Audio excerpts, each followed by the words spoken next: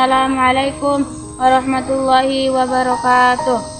Alhamdulillahirabbil alamin. Wabihi nasta'in ala umuri dunya waddin. Wassalatu wassalamu ala asrofil anbiya'i wal mursalin wa ala alihi wa ashabihi ajmain, amma ba'du. Pertama-tama dan yang paling utama, marilah kita panjatkan puji serta syukur kita kehadirat Allah Subhanahu wa taala yang telah memberikan kita nikmat iman, nikmat kesehatan dan nikmat umur sampai kita mau bertemu dengan bulan suci Ramadan. Kedua kalinya salawat serta salam semoga tercurahkan kepada baginda kita, Nabi besar kita, Nabi Muhammad sallallahu alaihi wasallam yang telah membawa kita dari alam kegelapan menuju alam terang benderang, atau dari zaman jahiliyah menuju zaman yang terang penuh dengan cahaya ilahi seperti apa yang kita rasakan saat ini. Berdirinya saya di sini ingin menyampaikan sedikit kultum saya yang berjudul Islam adalah agama sosial. Hadirin dan hadirat rahimakumullah. Kita semua menyadari bahwa kita semua hidup di alam dunia tidak berada dalam kondisi hidup sendirian. Sama manusia selalu membutuhkan orang lain.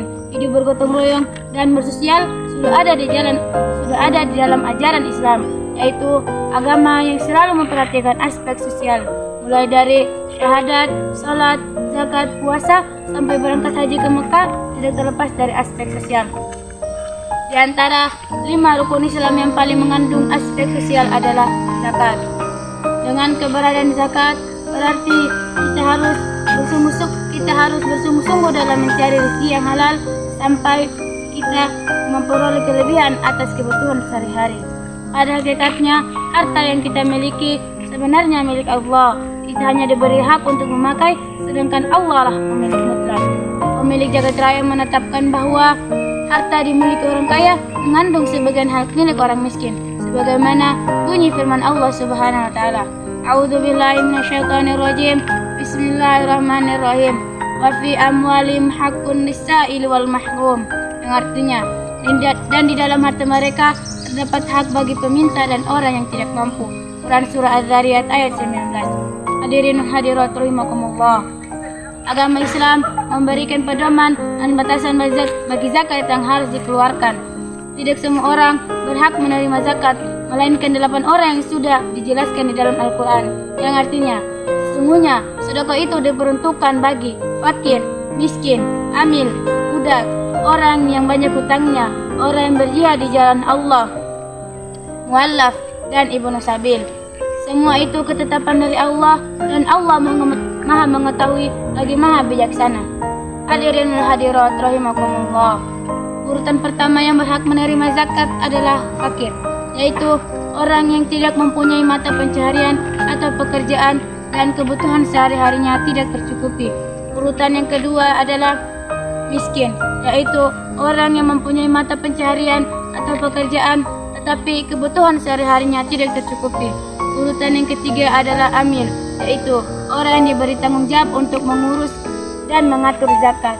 Urutan yang keempat adalah budak, akan tetapi sekarang ini sudah tidak lagi populer. Urutan kelima adalah ghorim, yaitu orang yang banyak hutangnya demi kepentingan Allah dan betul-betul tidak mampu membayarnya. Urutan yang ketujuh adalah sabilillah, yaitu orang yang berjihad di jalan Allah, orang yang membela ajaran agama Allah. Di antaranya seperti para prajurit, para kiai dan santri. Urutan yang ketujuh adalah muallaf, yaitu orang yang baru pertama kali masuk Islam dan imannya masih lemah. Dan urutan yang ke-8 adalah ibnu sabil, yaitu orang yang melakukan perjalanan jauh dan di tengah perjalanan kehabisan bekal. Hadirin wa hadirat rahimakumullah. Orang kaya tidak akan menjadi muslim sejati kecuali mau mengorbankan sebagian hartanya demi kepentingan sosial. Dan hal tersebut bertujuan untuk terjalin hubungan kasih sayang antara si kaya dan si miskin. Sudah dijelaskan bahwa tadi sebenarnya harta yang kita miliki 100% milik Allah semata, dan kita hanya diberi hak untuk memakai, dan harta yang kita miliki suatu saat akan diambil. Jangan takut miskin bila berzakat, itu semua hanyalah tipu daya setan, sebagaimana bunyi firman Allah di dalam Quran surah Al-Imran ayat 268. A'udzubillahi minasyaitonirrajim. Asyaitanu ya'idukumul faqra wa ya'murukum bil fahsya. Wallahu ya'idukum maghfiratan minhu wa fadla. Allahu wasi'un alim.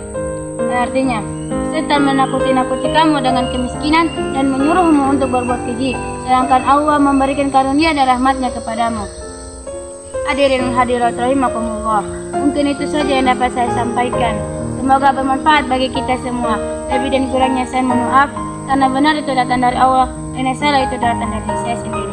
Sebelum saya menutup kultum saya ingin menyanyikan sebuah lagu.